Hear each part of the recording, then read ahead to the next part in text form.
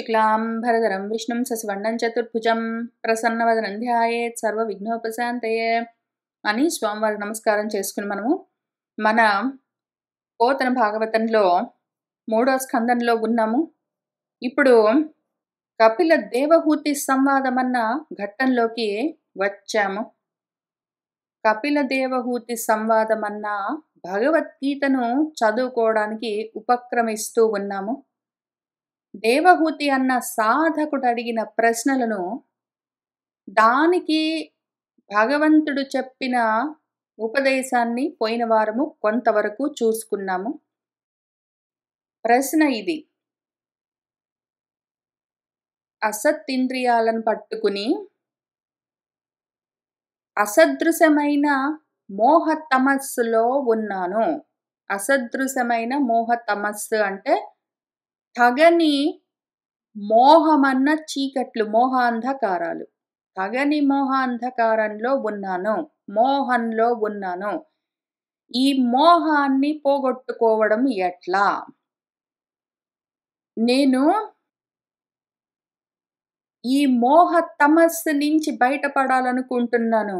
దాన్ని తొలగింపచేసేందుకు సమర్థుడివి నువ్వు కాక ఎవరివి? ఈ మోహ తమస్సును, మోహాంధకారాన్ని పోగొట్టుకునే మార్గాన్ని చెప్పు అని ఆమె అసలు అడిగిన ప్రశ్న. ఆమె మొదలుపెట్టింది ఏంటంటే, ఆ సాధకుడు గురువుని ఆశ్రయించి వేసిన మొదటి ప్రశ్న, మోహంలో నుంచి ఎట్లా బయటపడాలి? ఆ ప్రశ్నకు గురువు మొదటగా చెప్పింది ఏంటంటే, ఒకవేళ నువ్వు పోయి త్రిగుణాలతో తగులుకుని కోరికల వెంట తిరిగావంటే బంధంలో ఉంటావు. ఒకవేళ భగవంతుణ్ణి తగులుకున్నావంటే మోక్షాన్ని పొందుతావు. ఒకవేళ నువ్వు కోరికలతో విషయాలను తగులుకుంటే అది మోహము. ఒకవేళ నువ్వు కోరికతో, భక్తితో, అత్యంత ఆసక్తితో భగవతత్వాన్ని తగులుకుంటే అది మోక్షము. రెండే రెండు ఉంటాయి. మోహమైనా ఉంటుంది, మోక్షమైనా ఉంటుంది. మోహమైతే బంధము, మోక్షమైతే విడుదల. బంధ మోక్షాలు రెండే ఉంటాయి, మోహ మోక్షాలు రెండే ఉంటాయి అని చెప్పి ఆయన చాలా ఇంట్రెస్టింగ్గా, ఇదిగో ఈ బంధం అంటే ఏంటి, మోక్షం అంటే ఏంటి అని మూల భాగవతంలో కొన్ని శ్లోకాలు, ఇక్కడ తెలుగు భాగవతంలో ఒక వచనంలో చాలా విషయాలు చెప్పారు. చెప్పి ఆయన ముఖ్యంగా ఏమన్నారంటే, కాబట్టి అది విషయము, నీ మనసే నీ బంధానికి మోక్షానికి కారణము. అంటే మోహానికి మోక్షానికి నీ మనసే కారణము అని చెప్పారు. చెప్తే ఆమెకి ఇప్పుడు సరైన క్వశ్చన్ వచ్చింది మళ్ళీ. అసలు ఇనీషియల్గా ఆమెకు, ఎందుకంటే ముందు ఆయన క్వశ్చన్ని క్లారిఫై చేస్తున్నాడు. ఇనీషియలీ ఆమె క్వశ్చన్ ఏమడిగింది, మోహంలో నుంచి బయట ఎట్లా పడాలి, మోహంలో నుంచి బయట ఎట్లా పడాలి అని అడిగింది. అసలు ముందు మోహం అంటే ఏంటో, మోక్షం అంటే ఏంటో తెలుసుకోవాలి. రెండిటికి ఆ మనసే కారణం అని చెప్పాడు. ఓహో, మోహం ఒక్కటే కాదా, మోక్షం అని కూడా ఒకటి ఉన్నదా అని ఆమెకు ముందు అనుమానం వచ్చింది. మొదటిసారిగా ఆలోచన కలిగింది. అసలు ఆమె ఫస్ట్ టైము మోక్షం ఎట్లా వస్తుందైతే మరి అని ప్రశ్న మొదలుపెట్టింది. ముందామె మోహంలో నుంచి బయటపడడం గురించి అడిగింది. ఇప్పుడు మోక్షాన్ని పొందడం గురించి అడుగుతున్నది.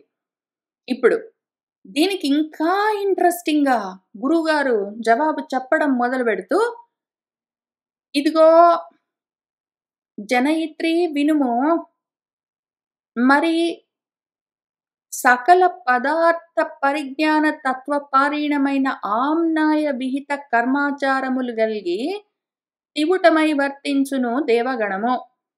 పూని నైసర్గికంబైన నిర్హేతుకమగు భగవత్ సేవ మిగుల ముక్తి కంటే గరిష్టంబు. కావున అదియు భుక్తాన్నంబు జీర్ణంబు నందజేయు దీప్త జఠరాగ్ని సో అండ్ సో ఫోర్త్ లాగా ఉంటుంది అని ఆయన ఆమె మోహంలో నుంచి ఎట్లా బయటపడాలంటేనేమో, మోహం ఉంటుంది, మోక్షం ఉంటుంది. దానికి మనసే కారణము రెండిటికి అని జెప్పాడు. సరే మోహం సంగతి సరే కానీ, మోక్షం సంగతి చెప్పవా అంటే, ఇదిగో మోక్షం కన్నా గరిష్టము బెటర్ శ్రేష్టమైనదొకటుంది అన్నాడు. ఇట్లా ఉన్నాయి ఆమె అడిగే ప్రశ్నలకి ఈయన చెప్పే జవాబులు. కాబట్టి మోహం అంటే ఏంటి? మోక్షం అంటే ఏంటి? దాన్ని మించిన శ్రేష్టమైందేంటి? ఎందుకు? అని ముందు మనకు తెలియాలి. ఈ క్వెషన్ ముక్తి అంటే ఏంటి? మోక్షం అంటే ఏంటి? అన్న విషయము ఇక్కడ కూర్చున్న మనకి నాతో పాటు కూర్చున్న మీకు అందరికీ చిరపరిచితము. నేనసలు నా దగ్గర ఎవరైనా చదువుకోవడానికి వచ్చారంటే ఫస్ట్ వాళ్ళని అడిగే ప్రశ్న, మోక్షం అంటే నీ అభిప్రాయం ఏంటి? అని అడుగుతాను. ముక్తి అంటే ఏమనుకుంటున్నావు? అని అడుగుతాను. కొన్ని సంవత్సరాల నుంచి నా దగ్గర ఎవరు చదువుకోవడానికొచ్చినా ఫస్ట్ అడిగే క్వెషన్ ఇదే. ఏదో ఒకటి చెప్తారు. అక్కడి నుంచి ఎంత దూరమొచ్చాం మనము? మోక్షం గురించి మనకేమి క్లారిటీ వచ్చిందిప్పటికి? ముక్తి గురించి ఏమనుకుంటున్నాం ఇప్పుడు మనము? మోహంలో నుంచి ఎంత బయటపడగలిగాము? ఇవే పద్యాలు. మన ఏవ మనుష్యాణం కారణం బంధమోక్షయోహో దగ్గర నుంచి మొదలుపెట్టి, భగవద్గీతలో కృష్ణార్జున సంవాదంలో అదే చూసుకున్నాము. ఈ భాగవతంలో కపిల దేవహూతి సంవాదంలో చూస్తాం. ఎక్కడ పడితే అక్కడ అదే చూస్తాం. ఏమర్థమయ్యింది? మోహాన్ని ఎంతవరకు దాటగలిగాము? మోక్షాన్ని కనీసం ఎంతవరకు అర్థం చేసుకోగలిగాము సాధించడం తర్వాత? పైగా ఇక్కడ ఆయన మోక్షాన్ని మించోటి ఉంటుందని చెప్తున్నాడు. అసలు ఇదేంటో అర్థం మోహం ఏంటో అర్థమైతే మోహాలు కూడా మనకు తెలీదు. ప్రేమలనుకుంటాము. అయితే నా ధర్మం ఇది, నేను చేయవలసిన కర్తవ్యం ఇది అనుకుంటాము. లేదా ప్రేమ అనుకుంటాము. ధర్మాలు, ప్రేమలు అన్న ముసుగులో, ధర్మాలు, ప్రేమలు అన్న పేర్లతో మోహాలలో ఉంటాము. ముందు ఆ మోహమే అర్థం గాదు. బయటపడే ఉద్దేశం లేదు. బయటపడేందుకు మనకు మనం అవకాశాలు ఇచ్చుకోము. మోక్షం గురించి మాత్రం అంతా మాట్లాడతాము. అంటే ఏంటో తెలీదు. ఎట్లా బయటపడాలో తెలీదు. ఎట్లా సాధించాలో తెలీదు. అక్కడే తన్నకలాడుతుంటేదో ముసుగులో తనకలాడినట్టు దాన్ని మించోటుంటుంది ఇక్కడ అని చెప్తున్నాడిన. ఇంకిక్కడి నుంచి మొదలుపెట్టాడు ప్రవచనం. 1, 2 గాదు. కొన్ని వందల శ్లోకాలు, పద్యాలు చెప్తాడాయన. ఇప్పుడు వాటిని మొత్తాన్ని మనం ఎట్లా అర్థం చేసుకుంటాము? ఒక 400 శ్లోకాలు పైగా మూల భాగవతంలో కొన్ని వందల పద్యాలు తెలుగులో ఈ విషయం గురించే చెప్తాడు. ఇంకిక్కడి నుంచి బేస్ చేస్తున్నాడాయన. ఇంతవరకొచ్చేసరికి ఈ మూడో స్కందం చివర్లోకొచ్చేసరికి కపిల దేవహూతి భగవద్గీత దగ్గరికొచ్చేసరికి ఈ విషయాల గురించి ఎంతో కొంత క్లారిటీ మనకుండాలి. లేకపోతే ఇంకిక్కడి నుంచి ఆయన చెప్పేదెట్లా అర్థమైతుంది? కాబట్టి దీని గురించి ఏంటో ముందు చూసుకుంటూ వెళ్దాము. అసలు మోక్షం అంటే ఏంటని అర్థం కావాలి మనకి. కాబట్టి వేరే వేరే చోట్ల ఉన్న విషయాలని కలుపుకుంటూ చూసుకుంటూ వద్దాము. ముందు బేసిస్ తయారు చేసుకుందాం. ఫౌండేషన్ తయారు చేసుకుందాం. ఎందుకంటే భగవంతుడు చెప్తున్న ఉపదేశానికి మనం సిద్ధమై ఉండాలి. ఊరికే మాటలు మాటల్లాగా వినిపిస్తే ఏం ఉపయోగము? మోక్షము, ముక్తి, మోహము, అది ఇది బయటపడడం, లోపల పడడం, దాటి ఉండడం, కూడి ఉండడం, తగులుకుని ఉండడం, విడిపోయి ఉండడం అని ఈ ఊరికే మాటలు తెలియడం వల్ల ఉపయోగమేమి? అంటే ఏంటో అర్థం కావాలి. కాబట్టి చూద్దాము. ఇవాళ పొద్దున్నే ఒక తల్లి నాకు ఒక శ్లోకం పంపించారు. దాని గురించి చర్చిస్తూ ఉన్నాము. యోగ వాసిష్టంలోది.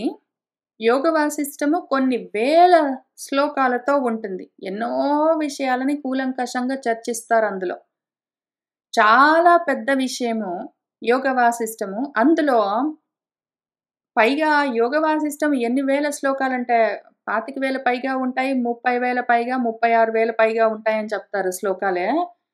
దాన్ని బృహత్ యోగ వాసిష్టం అని పిలుస్తారు. వాటిలో నుంచి కొన్ని బయటికి తీసి లఘు యోగ వాసిష్టం అని ఇంకొకటి కూడా చెప్తారు. ఇంక అంత ఉంటుందది బృహత్ గ్రంథము. అందులో ఒక శ్లోకము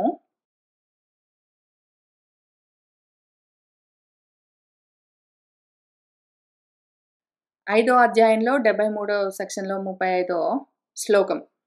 న మోక్షః నభసః పృష్ఠే న పాతాళే న భూతలే మోక్షః హి చేతః విమలం సమ్యక్ జ్ఞాన విబోధితం అని ఆ శ్లోకం. దానికి జనరల్ అర్థం ఇక్కడ అన్ని చోట్ల రాసుండేదేమంటే, మోక్షం అన్నది నభసః పృష్ఠే ఆకాశానికి కొసల్లో అంటే స్వర్గంలో ఉండదు. పాతాళంలో ఉండదు. భూమి మీద ఉండదు. మోక్షం అంటే సమ్యక్ జ్ఞానం కలిగిన వాడి యొక్క నిర్మలమైన మనస్సులో ఉంటుంది. మనసుకుంటుందో, మనసులో ఉంటుందో, మనసై ఉంటుందో ఏంటో ఒకటి అని దానికి జనరల్ అర్థం. ఇప్పుడు మన భాషలో మనం చూసుకుందాము. దీన్ని తెలుగు లిపిలో శ్లోకం ఎక్కడైనా ఉంటుందేమో అని చూసాను గానీ, యోగ వాసిష్టం కాపీ ఫాస్ట్‌గా వెతికితే అంత తొందరలో నాకు దొరకలేదు. ఉంటే ఉన్నది. ఈ దేవనాగరి స్క్రిప్ట్‌లో చూసుకుందాము. ఇప్పుడేంటి మన భాషలో దీనికి అర్థం చూద్దాము. ఫస్ట్ లెవెల్ ప్రతి పదానికి ఏదో ఒక అర్థం అయితే చూసాం గదా! ప్రతి పదార్థం గాదు. ఇప్పుడు దాన్ని డీప్ డైవ్ చేసి అర్థం చేసుకుందాం. పనికొచ్చే విధంగా మనకు ఆచరణకి ఉపయోగంగా. మోక్షం అన్నది స్వర్గంలో లేదు, పాతాళంలో లేదు, భూతలంలో లేదు గాదు. స్వర్గాన్ని నువ్వు తగులుకుని ఉన్నంత వరకు లేదు. పాతాళాన్ని తగులుకునున్నంత వరకు లేదు. భూతలాన్ని తగులుకునున్నంత వరకు లేదు. వీటిని తగులుకునున్నంత వరకు నీకు మోక్షం లేదు. ఆ బ్రహ్మ భువనాత్ లోకాః పునరావర్తినః అర్జున. నువ్వు స్వర్గం దాకానే గాదు. బ్రహ్మలోకం దాకా వెళ్ళిపో కావాలంటే. నువ్వు ఎంత దూరం వెళ్ళినా సరే మళ్ళీ తిరిగొస్తావు. మోక్షం అన్నది ఉండదు. ఈ బ్రహ్మాండంలో నుంచి, లోకాల్లో నుంచి బయటపడిపోవడం అన్నది ఉండదు. నువ్వు వీటికి దేనికి తగులుకుని ఉన్నా సరే, ఇహపరాలు కావాలనుకుంటూ, నువ్వు కర్మలు చేస్తూ, నువ్వు చేస్తున్న కర్మల వల్ల పుణ్యాలొస్తే, ఇదిగో స్వర్గాలొస్తాయనుకుంటూ, ఇది నాకు పరము, నాకు కావాలి, నేను పుణ్యాలన్నీ చేసుకుంటాను, స్వర్గాది లోకాలొస్తాయనుకుంటూ, స్వర్గాది లోకాల్లో పైగా మళ్ళీ బ్రహ్మలోకం దాకా వస్తుందనుకుంటే అదంతా పరమనుకునే. ఇహం అంటే ఈ భూలోకంలో నేనున్నంత వరకు నాకు ఏవో అభ్యున్నతులు గావాలి, నాకేంటో వృద్ధులు గావాలి, పుత్రులు, పౌత్రులు వృద్ధి చెందాలి, ధనధాన్యాలు అభివృద్ధి చెందాలి, ఇది గావాలి, అది గావాలి, ప్రమోషన్స్ కావాలి, జాబ్స్ కావాలి, ఇంకా సో అండ్ సో ఫోర్త్. అవన్నీ ఇహము, భూతలము. ఇవన్నీ పరము అనుకుంటూ, ఇహపరాలన్నీ సాధించాలనుకుంటూ నువ్వు కర్మలు చేసుకుని వీటికి తగులుకుని ఉన్నంత వరకు ఈ లోకాల్లో నీకు మోక్షం లేదు. ఈ కర్మలు చేస్తున్నప్పుడు కర్మల వల్ల పాపాలు కూడా కలుగుతాయి. నీ మనసు కదిలి నువ్వు జారిపోయినప్పుడల్లా పాతాళాలు గూడా జరుగుతాయి. పాపాలు చేసుకుంటే పాతాళాలే ఉంటాయి మరి. ఎందుకంటే పాతలము నువ్వు జారిపోతావు. పాపతలము అంటే జారిపోయినప్పుడు ఎక్కడ చేరుతావో అది పాతలము, పాపతలము. భూతలము నువ్వెక్కడున్నావో అది భూతలము. ఏదో ఆకాశానికి చివరన అంచుల్లో ఉండదేంటోట. నువ్వు ఒక కర్మ చేశావంటే పైకో, కిందికో, మధ్యలోనో ఎక్కడో ఒకటో చోట ఉంటావని నువ్వు ఏవో కర్మలు చేసుకుంటూ తగులుకుని ఉన్నంత వరకు, కర్మలతో ఉన్నంత వరకు కర్మలను తగులుకుని ఉంటావు. ఆ కర్మల వల్ల కలిగే పాప పుణ్యాలను బట్టి నీకు మళ్ళీ ఈ 3 లోకాల్లో పైనో, కిందో, మధ్యలో ఎక్కడో దగ్గర మూడో, 14 ఎన్నో కన్ని వస్తూనే ఉంటాయనుకుంటే, వాటిలో ఎక్కడా నీకు మోక్షం అన్నది ఉండదు. అవన్నీ పునరావర్తినః లోకాః హి. వేరే మార్గం లేదు. దానివల్ల నీకు మోక్షం రాదు. మోహమే ఉంటుంది. నేను స్వర్గం దాకా వెళ్ళానంటే గూడా అది మోహమే మళ్ళీ. నేను బ్రహ్మలోకం దాకా వెళ్ళానంటే గూడా మోహమే. ఎందుకు మోహము? అజ్ఞానాంధకారము, తమోంధకారం అని ఆమె ఆల్రెడీ చెప్పింది మన దేవహూతి. మోహం అంటే తమోంధకారము. ఎందుకు అంటే ఆత్మజ్ఞానం లేని చీకట్లు, అంధత్వము. ఆత్మని చూసుకోలేని గుడ్డి చీకట్లేవుంటాయో అవే అంధత్వము. ఆత్మను తెలుసుకునే లోకాలు గావు బ్రహ్మలోకం దాకా. అందుకనే మళ్ళీ అవన్నీ పునరావర్తినః లోకాః హి. ఇప్పుడు మరి మోక్షం ఎట్లా కలుగుతుంది అయితే? ఇవన్నీ నభసః పృష్ఠః దగ్గర నుంచి భూతలం వరకు అన్నీ మోక్షాలు గావు, మోహాల లోకాలైతే, మోక్షం ఎట్లా కలుగుతుంది అన్నప్పుడు, ఈ రెండో పాదమున్నది ఇదే యోగ వాసిష్టంలో శ్లోకంలో. సరే చూద్దాం పట్టు. First step. నువ్వు సమ్యక్ జ్ఞానం అయితే సాధించు. సమ్యక్ జ్ఞానాన్ని సాధించావంటే సమ్యక్ జ్ఞాన విబోధితం బాగా విశేషంగా బోధ కలిగింది అంటే నీకు జ్ఞానబోధ కలిగిందంటే సమ్యక్ జ్ఞానం. ఆత్మ యొక్క యథార్థ జ్ఞానం కలిగిందంటే నీకు చేతస్సు నిర్మలమైతుంది. కానీ కాంప్లికేషన్ ఏంటంటే చేతస్సు నిర్మలమైతేనే సమ్యక్ జ్ఞానం కలుగుతుంది. చేతస్సు నిర్మలమైతే సమ్యక్ జ్ఞానం కలుగుతుంది. సమ్యక్ జ్ఞానం కలిగినప్పుడే చేతస్సు నిర్మలమవుతుంది. ఆ రెండిటికి అది క్యాచ్ 20 ఉంటుందక్కడ. ఈ 2 ఒకదాన్నొకటి చేజింగ్ చేసుకుంటూ ఉంటాయి. సరే ఏదో ఒకటి. ఇవి సాధించావంటే అప్పుడే నీకు మోక్షము. పైగా ఇక్కడ మనస్సని చెప్పలేదు. చేతస్ అని చెప్పారు. చేతస్ అని చెప్పారు. మనస్సు నిర్మలమవ్వడం కాదు. మనసెప్పుడు నిర్మలమవ్వదు. మనం అంతఃకరణ చతుష్టయం గురించి చాలా సుదీర్ఘంగా మాట్లాడుకున్నాము. అంతఃకరణ చతుష్టయం గురించి మాట్లాడుకుంటూ మనసెప్పుడు ఆటుపోట్లతో ఉంటుంది. సంకల్ప వికల్పాలతో ఉంటుంది. అది ఎప్పుడూ సుఖ దుఃఖాలు అనుకుంటూ తల్లడిల్లుతూ ఉంటుంది. తాపత్రయాలతో ఉంటుంది. దానికి విమలత్వం అన్నది అవకాశమే ఉండదు. అదెప్పుడూ కల్మషాలతోటే ఉంటుంది. కోరికలు, కోపాలతోటే ఉంటుంది. మనసు లక్షణం అది. ఒకవేళ నీకు జ్ఞానం కలుగుతుంటే సమ్యక్ జ్ఞానం పక్కన పెడదాము. యథార్థమైన ఆత్మజ్ఞానం వరకు పక్కన పెడదాము. అసలు మనసుతో మాట్లాడుతున్నాం కాబట్టి జనరల్ జ్ఞానం చూద్దాము. జనరల్‌గా నీకు జ్ఞానం కలుగుతూ ఉన్న సమయంలో మనసు కాకుండా నీ అంతఃకరణము బుద్ధిలాగా కుదురుగా ఉన్నదనుకోండి. నిశ్చలంగా ఉన్నదనుకోండి. అప్పుడు ఆ బుద్ధికి జ్ఞానం కలుగుతుంటుంది. జ్ఞానం కలుగుతుంటే అప్పుడేం జరుగుతుందంటే ఇంకది అహంకారాలతో ఉండదు గదా! అహంకారాలు కూడా పోతాయి. అంతకన్నా ముందే మనసు గూడా పోయి ఇప్పుడు అహంకారము, మనసు కాకుండా ఆ అంతఃకరణం బుద్ధిగా ఉన్నది అంటే దానికి మళ్ళీ జ్ఞానం కలుగుతూ ఉంటుంది. ఇప్పుడు ఒకానొక సమయం ఎట్లా వస్తుందంటే అసలు జ్ఞానం కావాలి అన్న కోరిక కూడా లేదు. మోక్షం కావాలి అన్న కోరిక లేదు. మోహంలో ఉన్నానన్న అజ్ఞానమూ లేదు. ఏ కోరికలు, అజ్ఞానాలు, తమో అంధకారాలు లేకుండా అప్పుడు ఆ అంతఃకరణము చేతస్సవుతుంది. చిత్తమవుతుంది. మనసు కాదది అప్పుడు. మనసుగా ఉంటే అది కదులుతూ ఉంటుంది. అది ఎందుకు పనికిరాదు. కొంతగా పనికొస్తుంది. అహంకారంగా ఉంటే అసలెందుకు పనికిరాదు.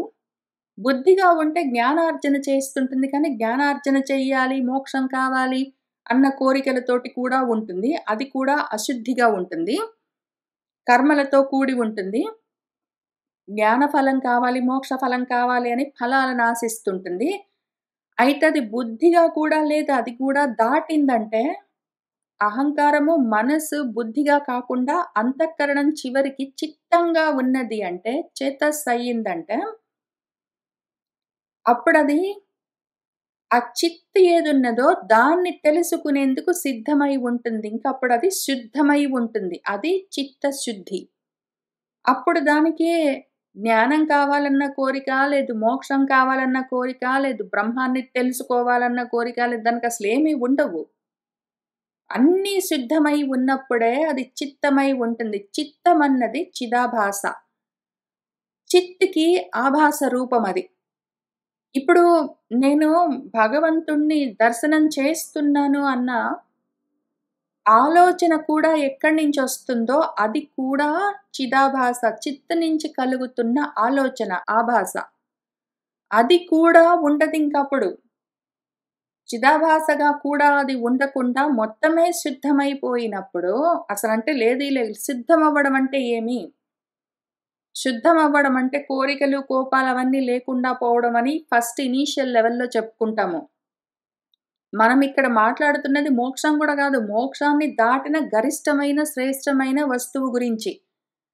కాబట్టి ఎంట్రన్స్ లెవెల్‌లో చెప్పుకునే అర్థము చిత్తశుద్ధి అంటే కోరికలు, కోపాలు లేకుండా పోవడం మనసుకి అని చెప్పడానికి అసలు కుదరనే కుదరదు. అది ఎక్కడో బేసిక్ లెవెల్ ఇన్ఫర్మేషన్. ఇప్పుడు ఇక్కడికొచ్చినప్పుడు మనము మోక్షాన్ని గూడా దాటుతున్నాము. దానికన్నా శ్రేష్టమైన దాన్ని తెలుసుకోబోతున్న సమయంలో దానికి సరిపోయిన అర్థాన్ని చూసుకోవాలి. చిత్తశుద్ధి ఏమి అంటే, నా అంతఃకరణం ఎంతగా శుద్ధమయింది అంటే, నేనే ఆత్మను అన్న ఉద్దేశంతోటే ఉంటుంది. అనన్యంగా ఉంటుంది. అన్యం ఇంకొకటి ఉన్నది నేను తెలుసుకోవాలి అన్న ఉద్దేశం దానికుండదు. అసల ఆలోచన దానికుండదు. అన్యం ఒకటి ఉన్నది అన్న ఆలోచనే అశుద్ధము. అన్యము లేదు, అనన్యము, నేను కాక వేరేది లేదు అన్న ఆలోచన ఏదున్నదో అది శుద్ధము. అన్యము లేదు, నేను కాక వేరేది లేదు అని ఎక్కడ నిలబడి ఉంటుందో ఆ స్థితి శుద్ధము. అటువంటి శుద్ధ స్థితికి వెళ్ళినప్పుడు దాన్ని విమలం చేతః అని పిలుస్తారింక. చిత్తశుద్ధి అంటే అది. నేను కాక వేరేది ఉన్నదన్న ఎరుకే ఉండదు. అసలు అటువంటిది లేనే లేదు. ఉన్నదంతా ఒక్కటే, అది నేనే అన్న ఎరుకతో ఉండడము శుద్ధము. రెండోది ఉండడము అశుద్ధము. ఇప్పుడు అంత స్థితిలో ఉన్నప్పుడు అనన్యమన్న శుద్ధ స్థితిలో ఉండడమే మోక్షము అని ఇక్కడ చెప్తున్నారు. ఈ మొదటి పాదమున మోక్షః నభసః పృష్ఠే న పాతాళేన భూతలే అనేదున్నదో దాన్ని ఇంకొక చోట కూడా చూశాను. రెండో పాదాన్ని ఇక్కడ మన యోగ వాసిష్టంలో కొంత వేరుగా చెప్పారు. అయితే దీనికి మూలము వేదంలో కనిపించింది నాకు. దాన్ని కూడా చూపిస్తాను. అన్నపూర్ణోపనిషత్ అని మనకు 108 ఉపనిషత్తుల్లో ప్రధానమైన ఉపనిషత్తులు, ముఖ్యోపనిషత్తులు ఒక పదం చెప్తారు. ఆ దశోపనిషత్తులు కాక మరికొన్ని ఉపనిషత్తులు ఉన్నాయి. అందులో పోయిన వారము ఒకటి చూసుకున్నాము. అమృత బిందు ఉపనిషత్ అని. అందులోదే మన ఏవ మనుష్యాణం కారణం బంధమోక్షయోహో అన్న మంత్రము. దాన్ని ఆ ఉపనిషత్తులో పోయిన వారం చూసుకుంటూ వచ్చాము. ఈ వారము ఈ ఉపనిషత్తులో అన్నపూర్ణోపనిషత్తులో, ఇది కూడా కొంత పెద్ద ఉపనిషత్తు, ఒక 5 అధ్యాయాలుగా ఉంటుంది. మొత్తం ఒక 330 పైగా మంత్రాలుంటాయి. ఇందులో చిత్తము గురించి, మోక్షం గురించి డిస్కస్ చేస్తూ ఉంటారు. రెండవ అధ్యాయంలో 23వ మంత్రము చూద్దాము. న మోక్షః నభసః పృష్ఠే న పాతాళే న భూతలే సర్వాసా సంక్షయే చేతః క్షయః మోక్షః ఇతి ఇష్యతే అని ఇక్కడ మనము యోగ వాసిష్ఠ్యంలో చెప్పుకున్న దీన్ని మించి అక్కడ మోక్షం గురించి ఎక్స్‌ప్లెయిన్ చేశారు. సమ్యజ్ఞానం చేత నిర్మలమైన చేతస్సుతో ఉంటేనే మోక్షం తెలుస్తుంది. దానికి మోక్షం కలుగుతుంది అని ఆ విధంగా ఇక్కడ జనరల్‌గా అర్థం ఉంటుంది. అయితే మనం చెప్పుకున్నట్టు ఇదొకటి క్యాచ్ 22. జ్ఞానం ఉంటే అది పైగా ఇక్కడ మోక్షము అంచెలంచెల మోక్షం ఉంటుంది. కొంచెం జ్ఞానం కలుగుతుంటే కొన్నిట్లో నుంచి బయటపడుతుంటే, కొన్నింట్లోంచి బయటపడినప్పుడు శుద్ధమవుతుంటే కొంచెం దాంతోటి ఇంకా కొంచెం జ్ఞానం కలుగుతుంటే, మళ్ళీ కొంచెం నిర్మలమవుతుంటే, మళ్ళీ కొంచెం జ్ఞానం కలుగుతుంటే, ఇట్లా సైక్లికల్‌గా నడిచి చివరికి చేతస్సు ఎప్పుడైతే విమలమవుతుందో అప్పుడు మోక్షం ఇంకెళ్ళని చెప్పారు. అయితే దాన్ని మించి ఇంకా కొంచెం ఎక్కువ క్లారిఫికేషన్ ఉన్నదిక్కడ. దీన్ని చూద్దాము. నువ్వు మోక్షం కావాలంటే బయటెక్కడో చూసావంటే బయటెక్కడా లేదు. ముందా విషయం అర్థం చేసుకో. భూమి మీదో, పాతాళంలోనో, ఆకాశంలోనో, అక్కడో, ఇక్కడో, ఎక్కడో దగ్గర బయట ఉన్నది అంటే బయట ఉండదు మోక్షము. నీ లోపలే ఉంటుంది మోక్షము. అదెట్లా ఉంటుంది అంటే, నువ్వు వీటిని తగులుకునున్నంత వరకు ఉండదు. బయట ఉన్నది అని అనుకున్నంత వరకు అది మోహమే. బయట వస్తు విశేషాలతోటి నువ్వు ఇహాలు, పరాలు అనుకుంటూ తగులుకొని ఉన్నంత వరకు మోహమే. మోక్షము నా. మరిప్పుడు మోక్షం అంటే ఏంటి? అసలు నీలో సర్వ ఆశలు అన్నీ సమ్యక్‌గా క్షయమైపోవాలి. ఎన్ని ఆశలంటే, మోక్షం కావాలన్న కాంక్షతో సహా ముముక్షుత్వం కూడా ఉండరాదు. అది కూడా నశించిపోవాలి. జ్ఞానంతో ఊరికే ఎట్టోకట్లా గాదు. ఇంకా మన వల్ల గాదు, మనకొచ్చేది గాదు, వచ్చేది గాదు, రానిది గాదు, దీని గురించి మనకేం ఇప్పుడు తంటాలు, దీన్ని లైట్ తీసుకుందాం, అవసరం లేదు అని ఆ రకంగా గాదు. జ్ఞానంతో మోక్షకాంక్షను కూడా దాటవలసి ఉంటుంది. మొత్తం సర్వ ఆశలు ఆశ, ఈ ఆశ గాదు. అన్ని ఆశలు సమ్యక్‌గా క్షయమైపోవాలసలు. ఏ ఆశ లేదసలు. ఇంకా చిత్తము శుద్ధమంటే అసలు దాని స్థితి ఎట్లా ఉంటుందంటే అసలు ఒక్క ఆశ ఉండదు దానికి. ఆశ ఏ ఆశ లేకపోతే అంతఃకరణానికి ఉండవలసిన అవసరమే ఉండదు. అంతఃకరణంగా ఉండవలసిన కారణం లేక ఏవైనా కోరికలుంటే అంతఃకరణం కదులుతుంటుంది. అది ఉంటుంది. కోరికలుంటే అది ఉంటుంది. అసలు ఏ కోరిక లేకపోతే సమ్యక్‌గా క్షయమైపోతే అది గూడా లేకుండా పోతుంది పాపం. ఆ చేతస్సు కూడా ఇక్కడ మనకు యోగ వాసిష్ట్యంలో వినిర్మలమైన చేతస్సే మోక్షః హి అన్నారు. చేతస్సు కూడా ఇక్కడ ఉన్నది. అది కూడా మోక్షం కాదు. దీన్ని మించిన నెక్స్ట్ స్టెప్ మోక్షం ఇంకొకటి కావాలి. ఎందుకంటే మోక్షము అంచెలంచెలుగా కలుగుతుంటుంది. స్టెప్ వైస్‌గా. ఇక్కడ చెప్తున్న మోక్షాన్ని మించి ఇక్కడ వినిర్మలమైన చేతస్సు మోక్షమే అని జెప్పారు. చిత్తము శుద్ధమైతే అది మోక్షాన్ని కలిగిస్తుంది. దానికి దారి తీస్తుంది ఏదో ఒకటి. చిత్తము శుద్ధమవ్వడము, అనన్యంగా చూడ్డం గాదసలు. చిత్తమే లేకుండా పోతుంది. కారణమేమి దానికి ఇంక ఉండడానికి? ఏ కారణమున్నది? ఏ కోరిక ఉన్నది చిత్తం ఉండడానికి అసలు ఫస్ట్ ఆఫ్ ఆల్? కాబట్టి ఆ చేతస్సే, ఆ చిదాభాసే క్షయమైపోతుందసలు. అప్పుడు మోక్షః ఇతి ఇష్యతే. దాన్ని మోక్షమంటారు. ఇంకసలు చేతస్సు గూడా క్షయమైపోవడమే మోక్షః అని చెప్తున్నారు. అయితే దీన్ని మించి ఈ మోక్షః అంటే ఏమి? చేతక్షయః అని ఇక్కడ ఏది చెప్పారో దాన్ని మించి ఇంకొక స్థితి ఉన్నది. అసలు నీ మనసు దేనికి కదలదంటే, మనసంటే ఇంక అంతఃకరణం మొత్తం ఆ గ్రూప్. ఇప్పుడు మనస్సు ఇహపరాలు కావాలని కదులుతుంటుంది, కోరుతుంటుంది. బుద్ధి జ్ఞానం కావాలి, మోక్షం కావాలని కోరుతుంటుంది. చేతస్సు వేరేది లేదు, ఉన్నదంతా ఒకటే అని మననం చేస్తూ ఉంటుంది. అసలది అన్ని రకాలుగా లేకుండా పోతే ఉన్నదంతా ఏమి? ఒక్కటే. ఇప్పుడు అక్కడికి వెళ్ళినప్పుడు ఇంకా మోక్షం కూడా ఉండదు. మోక్షం ఉండాలి అంటే బంధమని ఇంకొక రెండో పద్ధతి ఉంటుంది. మోక్షం కావాలి అంటే ఎందులో నుంచి మోక్షము? బంధంలో నుంచి. కాబట్టి బంధము. అని మోక్షం ఉన్నది అంటే బంధం ఉంటుంది. మోక్షం ఉన్నది అంటే బంధం ఉంటుంది. బంధం ఉన్నది అంటే మోక్షం ఉంటుంది. అసలు మోక్షాన్ని దాటవలసి ఉంటుంది. మోక్షం కూడా నిజంగా ఉందా? బంధం ఉందే అసలు ఫస్ట్ ఆఫ్ ఆల్ మోక్షం ఉండడానికి అని ఆ స్థితికి వెళ్ళడము నెక్స్ట్ లెవెల్. అసలు చేతస్సు క్షయమైపోవాలి.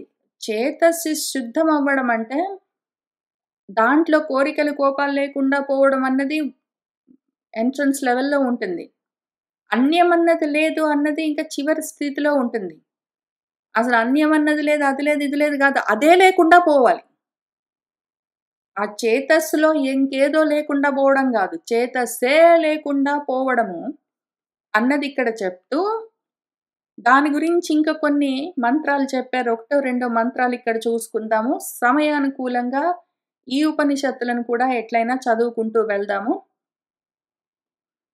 కాబట్టి న మోక్షః నభసః పృష్ఠే న పాతాళే న భూతలే సర్వాశా సంక్షయే చేతక్షయః మోక్షః ఇతి ఇష్యతే. మోక్షః మే అస్తు ఇతి చింతా అంతర్జాతా చేత్ ఉద్ధితం మనః మననోత్థే మనసా ఏషః బంధః సాంసారికః దృఢః.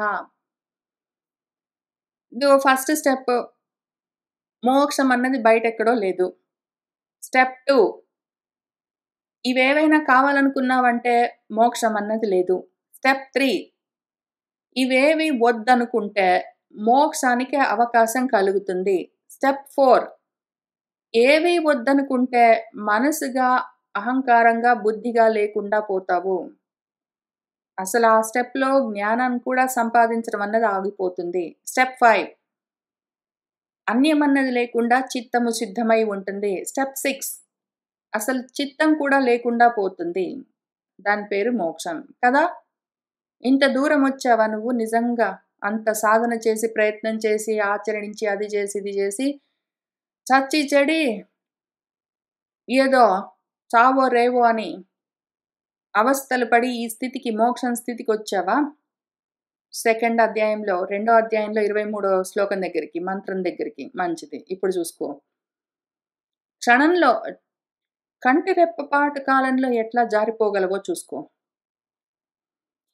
ఎప్పుడైనా సరే నీ మనసులో మే మోక్షః అస్తు ఇతి, నాకు మోక్షం కావాలి అని ఒకవేళ చింత అంతర్జాత అని అంతరంగంలో ఒక చింత బయలుదేరిందంటే నువ్వేం చేసావు ఇప్పటిదాకా? నీ అంతరంగాన్ని, అంతఃకరణాన్ని 4 విధాలుగా చూసుకున్నావు. కోరికలు, కోపాలతోటి కదులుతుంటే మనసు, నేనన్న అహంకారంతో, కర్తృత్వ భావనతో, భోక్తృత్వంతో ఉంటే అహంకారం, చదువు కావాలి, జ్ఞానం కావాలి, మోక్షం కావాలని ఆశిస్తుంటే బుద్ధి, ఈ 3 లేకుండా పోతే చిత్తము, అది కూడా క్షయమైపోతే మోక్షము అని చూసుకున్నాం కదా. అక్కడ దాకా వచ్చిన తర్వాత నాకు మోక్షం కావాలి అని ఒకవేళ నీ అంతఃకరణంలో ఒక చింత, ఆలోచన జాత చేత్ కలిగిందనుకో, వెంటనే అంత ప్రయత్నం చేసి నువ్వు చిత్తాన్ని క్షయం చేసుకుంటే కూడా మళ్ళీ అది మనసుగా ఉద్ధితం హి, మళ్ళీ లేస్తుంది అది మనసుగా. ఎక్కడి నుంచి? మళ్ళీ మనసుగా, అహంకారంగా, బుద్ధిగా మళ్ళీ మొత్తము సెటప్ అంతా స్టార్ట్ అవుతుంది. ఒక్కసారి నాకు మోక్షం కావాలన్న ఆలోచన కదిలిందంటే మళ్ళీ మనసుగా అది లేస్తుంది. చిత్తంగా అది శుద్ధమైతే అయింది, మళ్ళీ మనసుగా అశుద్ధిగా పైకి లేస్తుంది. మళ్ళీ వ్యర్థంగా చేసిన సాధనంతా చెడిపోయి మళ్ళీ విశ్వామిత్రుల్లాగా బయలుదేరవలసి వస్తుంది మొదటి నుంచి. మననొత్తే ఒకవేళ అటువంటి ఆలోచన పైకి లేచిందంటే, వాడు ఆ మనసుతోటే, పైకి లేచిన మనసుతోటే, అందులోని ఈ మోక్షం కావాలి అన్న ఆలోచనతోటే వాడికది బంధ కారణమైపోతుంది వెంటనే. దృఢమైన సాంసారిక బంధః ఏషః. ఇదే బలమైన సంసార బంధము. బలమైన సంసార బంధము. మన కపిలుల వారిక్కడ మన ఏవ మనుష్యాణం కారణం బంధమోక్షయోః అని చెప్పుకుంటూ త్రిగుణాసక్తం వైనను సంస్కృతి బంధ కారణం అని చెప్పారు కదా. సంసార బంధ కారణం, దృఢమైన సంసార బంధ కారణం అవుతుంది. మళ్ళీ మోక్షం కావాలి అన్న ఆలోచన బయలుదేరినా సరే అది మనసుగా మళ్ళీ బయలుదేరుతుంది. మనసుగా ఉన్నదంటే సంసారంతో, జన్మలతో బంధిస్తుంది. కాబట్టి చిత్తశుద్ధి అయింది సరిపోదు, అసలు చిత్తమే లేకుండా పోయింది కూడా సరిపోదు. దానికి ఈ రకంగా ఆపడంతో కుదిరే పని లేదు.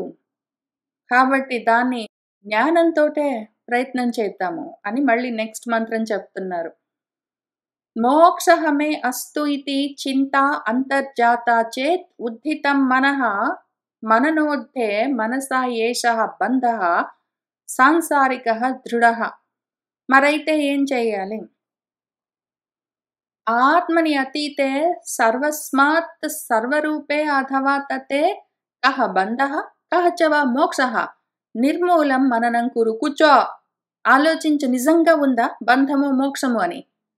ఇంత చెప్తుంటే నువ్వు హరికథలాగా, బుర్రకథలాగా విని చాలా బాగుందనుకుంటావు, నీ బుద్ధిలో పెట్టేసుకుంటావు. నిజంగా ఒక మోక్షం ఉంది, నిజంగా ఒక బంధం ఉంది అని రకరకాలుగా నీ మనసులో పెట్టేసుకుంటావేంటి చెప్పగానే? ఆలోచించుకోవద్దు కూర్చొని. అసలు సర్వరూపే తతే, ఇన్ని రూపాలుగా వ్యాపించి ఉన్నది, ఇన్ని రూపాల్లో వ్యాపించి ఉన్నది, ఇన్ని రూపాలుగా వ్యాపించింది, ఇన్ని రూపాల్లో వ్యాపించింది.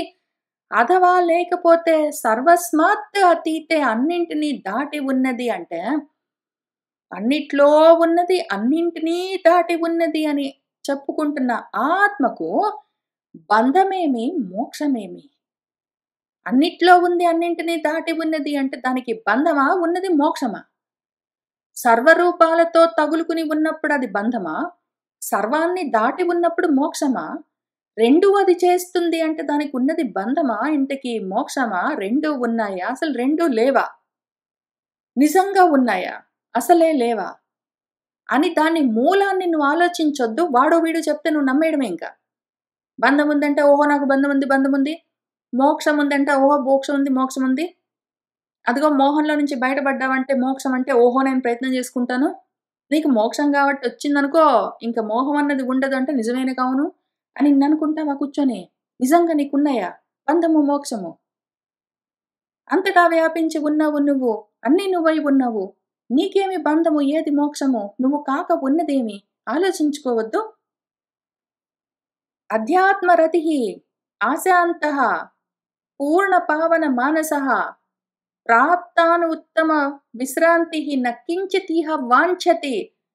వాడికి నిజంగా అధ్యాత్మ రతి కలిగితే, ఆత్మరతి కలిగితే, వాడు ఆత్మారాముడైతే, ఆశలన్నీ అంతమైపోతే, అంతకన్నా ముందు ఇక్కడ వాడు ప్రయత్నం చేసుకున్నాక మళ్ళీ నాకు మోక్షం కావాలనుకున్నాడంటే జారిపోతాడు. సర్వాసలు సంక్షయమైపోవడం అంటే మోక్షమన్న ఆకాంక్ష, మోక్షకాంక్ష కూడా, ముముక్షుత్వం కూడా పోవాలింకా. ఉండరాదు. సర్వాస సంక్షయం దగ్గర ఆగిపోవాలి అక్కడికంతే. అంటే ఇదేనటండి మోక్షము, నాకది కావాలండి అన్నావంటే జారేవని అర్థం మళ్ళీ. ఇంకక్కడికి పోలేదని అర్థం. సర్వాస సంక్షయం అయిపోయింది వాడికి. ఆత్మారాముడై ఉన్నాడు. ఆశలన్నీ అంతమైపోయినాయి. వాడికి ఏ ఆశ లేదింకా. వాడు అవాప్త సర్వకాముడు వాడు. అవాప్త సర్వకాముడు పూర్ణమై ఉండకేమి అపరిపూర్ణంగా ఎట్లా ఉంటాడు వాడు? అవకాశమే ఉండదు. అశుద్ధిగా ఉండేందుకు అవకాశమే లేదు. రెండో వస్తువు లేదు వాడికి. రెండోది లేనప్పుడు దేని గురించి వాడికి ఆశ? వాడు కాక వేరేది లేదని వాడికి తెలుస్తున్నప్పుడు దేని గురించి వాడు ఆశిస్తాడు? పూర్ణం కాక వాడేమవుతాడు? భావనము శుద్ధం గాక ఏమవుతాడు? ఇంక రెండోది ఉంటే గదా వాడు అశుద్ధిగా ఉండడానికి. అన్యం లేదక్కడ. అనన్యం. అటువంటి వాడు ప్రాప్త అనుత్తమ విశ్రాంతిః ఇంకా సాటి లేని విశ్రాంతి. కర్మలన్నీ ఉపసంహారమైపోయి ఉంటాయి. ఆ స్థితిలో ఉన్నవాడు, ఎందుకంటే ఆశలు లేకపోతే దేని గురించి ఆశిస్తున్నాడు వాడు? వాడసలే పరిపూర్ణంగా ఉన్నాడు. వాడికన్నీ ఉన్నాయి. అవాప్త సర్వకాముడికి ఏం ఆశలున్నాయని వాడు కర్మలు చెయ్యాలి? కర్మలు లేవు, వాడు విశ్రాంతిగా ఉంటాడు. ఉత్తశాంతి గాదు, విశ్రాంతి. ఆ స్థితిలో ఉన్నవాడు ఇంక కించిత్న వాంఛతి. ఏది కోరుకోడు. ఏది కోరుకోడంటే మోక్షం కావాలని కూడా కోరుకోడు. కోరుకున్నావంటే జారిపోతావు. మోక్షం కావాలని కూడా కోరుకోడు వాడు. నన్ను నేను తెలుసుకోవాలని కోరుకోడు. నన్ను నేను పొందాలి, ఆత్మానుభవం కావాలి, ఇంకేంటో కావాలి. వాడసలేది కోరడంతే. కోరిక ఉన్నది అంటే మళ్ళీ మొత్తం బ్రహ్మాండం బయలుదేరుతుంది అని చెప్తూ ఉన్నారు. ఇంకిక్కడ చాలా విషయాలు చెప్తారు. చాలా గొప్ప ఉపనిషత్తు. అవకాశం ఉన్నప్పుడు అప్పుడప్పుడు కొన్ని మంత్రాలు చూసుకుందాం. ఈలోగా అవకాశం ఉన్నప్పుడు సమయానుకూలంగా చదువుకుందాం. కానీ అటువంటి స్థితికి చేరమని చెప్తూ మొదలుపెడుతూ ఉన్నారిక్కడ భగవంతుడు. అటువంటి విషయము చిన్న విషయం కాదు. అసలు మోక్షం అంటే ఏంటో అర్థం కావాలి. మోహం అంటే ఏంటో అర్థం కావాలి. వాటిని మించి ఉన్నదేంటో మనకి తెలియాలి. తెలిస్తే ఏమవుతుంది? ఇంకేమీ లేదు. అయిపోయింది. తెలిస్తే ఏమవుతుంది? ఇంకేమీ లేదు. నిజంగా ఉందా మోక్షము? నేను సాధన చేయడానికి. నిజంగా నేను బంధాల్లో ఉన్నానా? ఏంటి గోల? అనుకోని ప్రాప్తానుత్తమ విశ్రాంతిః అయి ఉన్నానంటే కించిదిహ నేను వాంఛించేది లేదు. ఏ వాంఛ లేదు. ఏ ఇచ్చ లేనప్పుడు ఏమవుతుంది? నాకు నేను ఊరికనే ఉంటాను. ఇంక దాన్ని మోక్షాన్ని దాటి ఉండడం అవన్నీ ఎక్స్‌ప్లెయిన్ చేయరింకా. మోక్షం ఉన్నది, దాన్ని దాటి ఉన్నది అని ఇంకిన్నెక్కడుంటాయి అక్కడ? మోక్షం ఉన్నది, దాన్ని దాటి ఉండాలి అంటే బంధం ఒకటుండాలి. బంధం ఉన్నది. బంధంలో నుంచి దాటి మోక్షంలోకి వెళ్ళి, ఆ మోక్షాన్ని దాటి ఇంకో చోటికెళ్ళి అని ఇన్నుండాలి మళ్ళీ. ఇన్ని ఉండాల్సొస్తాయి అనవసరంగా బ్రహ్మాండమంతా తయారవుతుంది. ఏమీ లేవని తెలుసుకోవడమే. అంతా అయి ఉండడము. ఏమీ లేవు అని తెలుసుకోవడమే. అంతా అయి ఉండడము అని చెప్తూ ఆయన అటువంటి స్థితికి తీసుకెళ్లడం కోసం ఉపన్యాసం మొదలుపెడుతూ ఉన్నారు. ఆయన ఉపదేశాన్ని శ్రద్ధగా వింటూ వెళ్దాము. జనయిత్రీ విను. మరి సకల పదార్థ పరిజ్ఞాన తత్వ పారీణమైన ఆమ్నాయ విహిత కర్మాచారములు గలిగి తివుటమై వర్తించు దేవగణము పూని నైసర్గికంబైన నిర్హేతుకమగు భగవత్ సేవ మిగుల ముక్తి కంటే గరిష్టంబు కావున అదియు భుక్తాన్నంబు జీర్ణంబు నందజేయు దీప్త జఠరాగ్నిగతి లింగదేహ నాశకంబు గావించును. అదియునుగాక విష్ణు భక్తి వైభవముల తేటపరతో వినుము సద్గుణవ్రాత యోగ లక్షణ సమేత. అమ్మా విను. మరి సకల పదార్థ పరిజ్ఞాన తత్వ పారీణమైన ఆమ్నాయ విహిత కర్మాచారాలు, సకల పదార్థాల గురించిన పరిజ్ఞానాన్ని తాత్వికంగా తెలియజెప్పేవి వేదాలు. ఆ వేద విహితమైన కర్మలన్నీ చేస్తూ తివుటమై శ్రద్ధగా వాటిలోనే ప్రవర్తిస్తూ ఉండేవేవి దేవగణాలు. దేవగణము దైవీ గుణాలతో ఉన్న ఇంద్రియాలు వేద విహితమైన కర్మలు చేస్తూ, నిత్య నైమిత్తిక కర్మలు చేస్తూ, విధి అన్నవి చేస్తూ, నిషేధమన్నవి వదిలిపెడుతూ కర్మలు చేస్తూ ఉంటాయి. దేవగణాలు ఇక్కడ 2 విధాలు. ఒకటి దేవగణము అంటే ఏవేవైతే సకల పదార్థాలను చూపిస్తూ ఉంటాయో ఇంద్రియాలు, అవి దేవగణము. ఉపనిషత్ పరంగా దేవతలంటే ఇంద్రియాలు. ఎందుకు అంటే పదార్థాలను చూపిస్తూ ఉంటాయి. అవి కళ్ళు దృశ్యాన్ని చూపిస్తుంటాయి, చెవులు శబ్దాన్ని వినిపిస్తూ ఉంటాయి. అవన్నీ వింటూ చూస్తూ తింటూ వెళ్తూ ఉంటాయి 10 ఇంద్రియాలు. వాటి వెనకాల ఉన్న ఏకాదశ ఇంద్రియము మనస్సు వాటి గురించి తెలుసుకుంటూ ఉంటుంది. వీటన్నిటికీ అధిష్టాన దేవతలు ఉన్నాయని ఎందుకు చెప్తారంటే ఇవన్నీ తెలుసుకుంటూ ఉంటాయి. మరి వాటిలో ఆ శక్తులు ఉంటాయి. కంటికి చూసే శక్తి, అట్లా ఆ శక్తులన్నిటిని దేవతాగణం అని చెప్తూ ఉంటారు.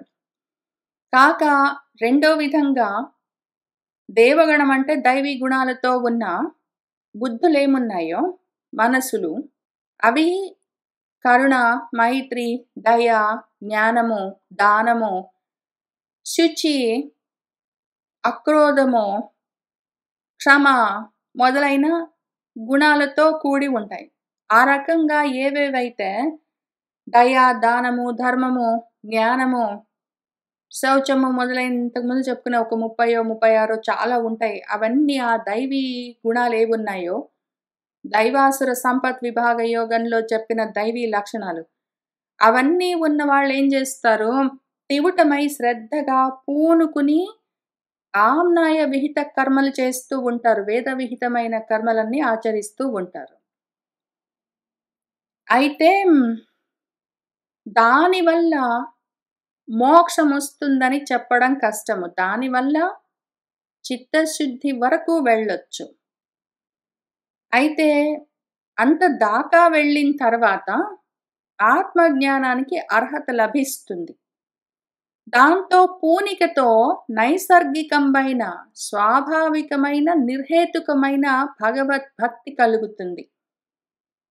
అసలు వాడెప్పుడు దైవీ గుణాలతోటే ఉన్నాడంటే దయా, దానము, ధర్మము మొదలైన వాటన్నిటితోటి, సత్యము, అక్రోధము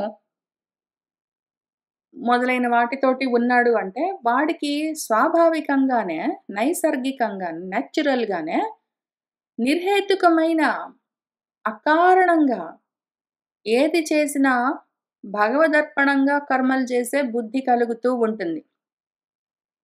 ఆ రకంగా వాడు చేస్తూ ఉన్నాడంటే భగవత్ సేవ అన్న అర్హత వాడికి కలిగిందంటే ఆ బుద్ధికి, అంతకన్నా ముందు నా కోసమనే చేసుకుంటాడు, లేదా నా భార్య కోసం, నా భర్త కోసం, నా బిడ్డల కోసం, ఇది నా ధర్మము, ఇది నా కర్తవ్యం అనుకుంటూ చేస్తాడు.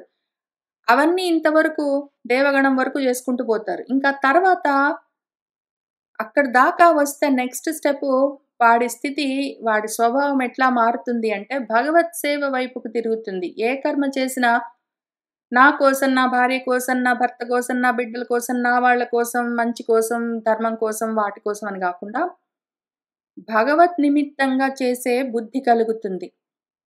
ఇంక దాంతో చివరికి ముక్తే కాదు, దాన్ని మించిన స్థితిని చేరేందుకు అవకాశం కలుగుతుంది. కాబట్టి అటువంటి స్థితికి వెళ్తే ఏం జరుగుతుందంటే, భుక్తాన్నంబు జీర్ణంబునందు చేయు దీప్త జఠరాగ్ని గతిని. అన్నం తింటే, భోజనం చేస్తే భుజించిన అన్నాన్ని కడుపులో ఉన్న జ్వలిస్తున్న దీప్తమై ఉన్న జఠరాగ్ని ఏ విధంగా జీర్ణం చేస్తుందో, అంటే శిథిలం చేస్తుందో, నశింపచేస్తుందో, మనం తిన్న అన్నము కడుపులో దాకా వెళ్ళిందంటే కడుపులో ఉన్న జఠరాగ్నులో అక్కడ ఉన్న రసాలు అన్నాన్ని మొత్తము చిన్న చిన్న కణాలుగా మార్చి అందులో నుంచి శక్తిని బయటికి తీసి శరీరానంతటికి అందించి మిగిలిన పిప్పినంతా వదిలిపెట్టి ఆ రకంగా ఎట్లా చేస్తాయో, అట్లానే ఇక్కడ చేస్తున్న కర్మల్ని యోగంగా మార్చి దాన్ని జ్ఞానంగా, శక్తిగా అందించి కర్మలుగా మిగిలిపోయిన వాటిని శేషంగా వదిలిపెట్టి, అసలు కర్మలుంటేనే గదా లింగదేహాదులుండేవి. స్థూల సూక్ష్మ కారణ దేహాలన్నీ దేనివల్ల కలుగుతాయి? కర్మలున్నాయంటే జన్మలుంటాయి, అప్పుడు దేహాలుంటాయి. అసలా కర్మలే లేకుండా మొత్తము నశించిపోయాయంటే లింగదేహ నాశం కూడా కలుగుతుంది. ఆ విధంగా చేసే ఒక పద్ధతి ఉన్నది. నువ్వు ఈ మోహంలో నుంచి ఎట్లా బయటపడతాను? ఆ మోక్షాన్ని ఎట్లా సాధిస్తాను? అని ఇంతవరకే ఆలోచించకు. ఇంతవరకు ఆలోచిస్తున్నంత సేపు నీ మనసు చిత్తంగా మనసుగా, చిత్తంగా మనసుగా, చిత్తంగా మనసుగా మారుతుంటుంది. అంతసేపు అది ఇక్కడే లింగదేహాదులతో జన్మలు తీసుకుంటూ ఉంటుంది. నువ్వు మోహం గురించి, మోక్షం గురించి రెండిటి గురించి ఆలోచించకు. దాన్ని మించి ఉండే ఇటువంటి లింగదేహాలను నాశనం చేసే భగవద్భక్తి గురించి ఆలోచించు. ముక్తి గురించి ఆలోచించకమ్మా. నువ్వు ముక్తి గురించి ఆలోచించావంటే మళ్ళీ అది మనసుగా పైకి లేస్తుంది, మోహాలతో తగులుకునుంటుంది. ముక్తి గురించి ఆలోచించకు, భక్తి గురించి ఆలోచించు. అత్యంత ఆసక్తితో ఆత్మను తగులుకుని ఉన్నావంటే దేనితో నీకు బంధము? దేనివల్ల నీకు మోక్షము? ఎందులో నుంచి ముక్తి? కాబట్టి దాని వైభవము, దాని ప్రభావం ఏంటో చెప్తాను, తేటపరతును. క్లియర్‌గా నీకు అర్థమయ్యేట్టు చెప్తాను వినుము. సద్గుణవ్రాత, నీకింతవరకు ఉంది అర్హత. నువ్వు ఇక్కడ దాకా వచ్చావు, దేవగణంతోటున్నావు. సద్గుణాలతో ఉన్నావు. ఇంతకుముందు మనం ఇప్పుడే చెప్పుకున్న దైవాసుర సంపద్ విభాగ యోగంలోని దైవీ గుణాలతో కూడి ఉన్న దానివి. సద్గుణాలు వ్రాతంగా ఒక సమూహంగా నీలో నిండి ఉన్నాయి. కాబట్టి నీకు ఆ యోగ్యత ఉన్నది.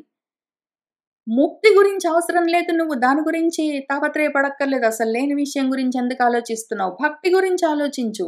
ముక్తి ఆటోమేటిక్‌గా కలుగుతుంది. ఆ యోగం ఎట్లా కలుగుతుంది అని నేను నీకు చూపిస్తాను. ఆ యోగ లక్షణంతో కూడి ఉన్నదానా, నేను చెప్తున్న విషయం మీద నువ్వు ఫోకస్ చెయ్యి. ముక్తి గురించి ఆలోచించకు. మోక్షం గురించి ఆలోచిస్తే బంధం కూడా ఉంటుంది దాంతో పాటే తగులుకుని. మళ్ళీ రెండిట్లో నుంచి ఒక దాంట్లోంచి బయటపడితే ఒక దాంట్లోకి వెళ్తూ ఉంటావింకా. ఆ రెండిటిని దాటి ఉన్నదాన్ని నువ్వు చూసుకుంటూ ఉండిప్పుడు. జనయిత్రి విను. మరి సకల పదార్థ పరిజ్ఞాన తత్వ పారీణమైన ఆమ్నాయ విహిత కర్మాచారములు గలిగి తివుటమై వర్తించు దేవగణము పూని నైసర్గికంబైన నిర్హేతుకమగు భగవత్ సేవ మిగుల ముక్తి కంటే గరిష్టంబో.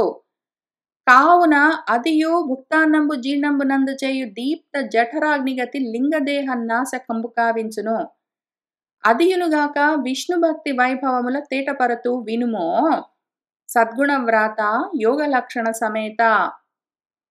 అమలిన భక్తి కొందరు మహాత్ములు చరణారవింద యుగ్మము హృదయంబునన్ నిలిపి కౌతుకులై ఇతరేతరానులాపముల మదీయ దివ్యతను పౌరుషముల్ కొనియాడుచుండి మోక్షము మది కోరనొల్లరు అనిసెంబు మదర్పిత సర్వకర్ములై. అసలు అందరూ మోక్షం కావాలని కోరుకుంటారు అనుకుంటున్నావా అమ్మా? అందరూ మోక్షం కావాలని కోరుకోరు. మోహంలో ఉన్న వాళ్ళే మోక్షం కావాలని కోరుకుంటారు. మోహంలో లేని వాళ్ళు మోక్షం గురించి ఇంకా ఆలోచించరు. వాళ్ళొక గ్రూపు. అసలు యాక్చువల్‌గా మోహమేమి, బంధమేమి ఉన్నదా నిజంగా మోహము, బంధము అని తెలిసిన వాళ్ళు గూడా మోక్షం గురించి ఆలోచించరు. మోహం గురించి పట్టించుకోని వాళ్ళు, మోహాలను దాటుతున్న వాళ్ళు మోక్షాలని కోరుకోరు. బంధము లేదు, మోక్షము లేదని తెలుసుకున్న జ్ఞానులు కూడా మోక్షాన్ని పట్టించుకోరు. అయితే మోహంలో ఉన్న వాళ్ళే మోక్షం గురించి ఆలోచిస్తారు. ఇప్పుడు కొందరు మోహము లేదు, మోక్షము లేదు, 2 లేవని తెలుసుకున్న వాళ్ళు ఎందుకు మోక్షాన్ని పట్టించుకోరు అని చెప్తాను విను. అమలిన భక్తి, నిర్మలమైన భక్తి. మలినం అంటే అశుద్ధిగా ఉండడం. అశుద్ధి ఎట్లా ఉంటుంది? 2 రకాల అశుద్ధి చెప్పుకున్నాము. ఎంట్రీ లెవెల్‌లో మనసుకు కోరికలు, కోపాలు అవన్నీ ఉన్నాయంటే అది అశుద్ధంగా ఉంటుంది మనసని చెప్పుకుంటాము. ఇంక చివరి స్థితికొచ్చినప్పుడు అన్యము లేదు, ఉన్నదంతా ఒకటే అద్వితీయమన్న బుద్ధి కలుగుతూ ఉన్న సమయంలో అప్పుడది శుద్ధమవుతూ ఉంటుంది. రెండోది ఉంటే గదా అశుద్ధం అవ్వడానికి. ఇంప్యూరిటీస్ ఎప్పుడుంటాయి? ఇంకేదైనా మిక్స్ అయినప్పుడు ఇంప్యూరిటీ ఉంటుంది. ఇంకేది లేకుండా ఉంటే అది ప్యూర్‌గా ఉంటుంది. కాబట్టి ఆ రకంగా ఉన్న పదార్థం పైన భక్తి అంటే ఆసక్తి. భక్తం అంటే తగులుకుని ఉండడం. ఆసక్తం. సక్తమన్నా, భక్తమన్నా ఒక్కటే అర్థము. తగులుకుని ఉండడము అని. దాన్ని ఆ ఆలోచనను తగులుకుని ఉంటారు కొంతమంది. రెండోది లేదన్న ఆలోచనని తగులుకుని ఉంటారు. ఏకమేవ అద్వితీయమని. దాంతో కూడి ఉన్నవాళ్ళు అమలిన భక్తులు. వాళ్ళు కొందరుంటారు. వాళ్ళు మహాత్ములు. వాళ్ళు మహత్తుగా వ్యాపిస్తూ ఉంటారు. వాళ్ళేం జేస్తారంటే మచ్చరణ అరవింద యుగ్మము హృదయంబున నిలుపుకుంటారు. నా ఆచరణలుంటాయి. నేను ఏమి ఆచరిస్తున్నాను అని వాటిని పట్టుకుంటారు. నా ఆచరణను బ్రహ్మచర్యాన్ని మనసులో, హృదయంలో పెట్టుకుంటారు. కుతూహలంతో ఇతరేతర అనులాపములు వేరే ఇతరమైనవి, అన్యమైన విషయాల గురించి ఇంక వాళ్ళు మాట్లాడరు. ఎప్పుడు ఒకళ్ళతో ఒకళ్ళు ఇతరేతర ఒకళ్ళతో ఒకళ్ళు అన్యోన్యంగా కలిసి అనులాపములు మాట్లాడుకోవడం దేని గురించి? మదీయ నా గురించి, నా దివ్యమైన అవతారాలు, తనువులు, నా పౌరుషాలు, నా కర్మలు వాటిని కొనియాడుతూ ఉంటారు. అప్పుడు చూసే రూపాలన్నింటినీ ఆత్మగానే చూస్తూ ఉంటారు. చేసే కర్మలన్నింటినీ ఆత్మగానే చూస్తూ ఉంటారు. వాటినే అదే విధంగా మాట్లాడుకుంటూ ఉంటారు. ఆ రకంగా ఉన్నవాళ్ళు దేనికి తగులుకునున్నారు కాబట్టి వాళ్ళకు మోక్షం కావాలి. కాబట్టి వాళ్ళకవసరం లేదు. మోహం ఉన్నదంటేనే గదా మోక్షము. అసత్ విషయాలతో తగులుకుని ఉండడమే మోహము. వాళ్ళ అసత్ విషయాలను వదిలిపెట్టి సత్ గురించి ఆలోచిస్తుంటారు పొద్దస్తమానము. కాబట్టి వాళ్ళకి మోహం లేదు. కాబట్టి మోక్షం అక్కర్లేదు. అందుకని మదిలో వాళ్ళకు అసలు ఆలోచన కూడా కలగదు. మదిని కోరనొల్లరు. వాళ్ళకి అవసరం కూడా లేదు. అనిశంబు ఎల్లప్పుడూ మదర్పిత సర్వకర్ములై కర్మలన్నీ భగవదర్పితం చేసుకుంటారు. కర్మలని కూడా తగులుకోరు వాళ్ళు. కర్మల వల్ల కలిగే ఫలితాలను కూడా తగులుకోరు. సర్వాసలు క్షయమైపోయి ఉన్నవాళ్ళు. మనం ఇక్కడ చూసుకున్నట్టు సర్వాస సంక్షయం జరిగిన వాళ్ళు కర్మల గురించి కలిగే ఫలితాల గురించి ఆలోచిస్తారా? ఎంత మోహమో వాళ్ళు ఆల్రెడీ దాటి ఉన్నారు. కాబట్టి వాళ్ళకి ఏ కర్మలు, కర్మల వల్ల కలిగే ఫలితాలు తగులుకునే అవకాశమే లేదు. ఆ రకంగా ఉంటారు. మోహాల్లో ఉండరు. మోక్షం అవసరం లేని వాళ్ళు వీళ్ళు. ఈ గ్రూపు. వాళ్ళకి మోక్షం అవసరం లేదు. బికాజ్ వాళ్ళు మోహంలో లేరు. మోక్షం ఎవరికి కావాలి? మోహంలో ఉన్న వాళ్ళకి గావాలి. కాబట్టి నువ్వు మోక్షం ఏంటి? అదెట్లా వస్తుంది? అది గూడా ఉత్తగ గాదు. రయమున ఫాస్ట్‌గా వేగంగా పరిగెత్తుకుంటూ మోక్షం ఎట్లా వస్తుంది? ముక్తి శ్రీ లాభము రయమున కలిగే మార్గం ఏంటి అంటే ముక్తి ఎందుకు నీకు? భక్తి ఉంటే ముక్తి అవసరం కూడా లేదు. మోహం ఉంటే ముక్తి గావాలి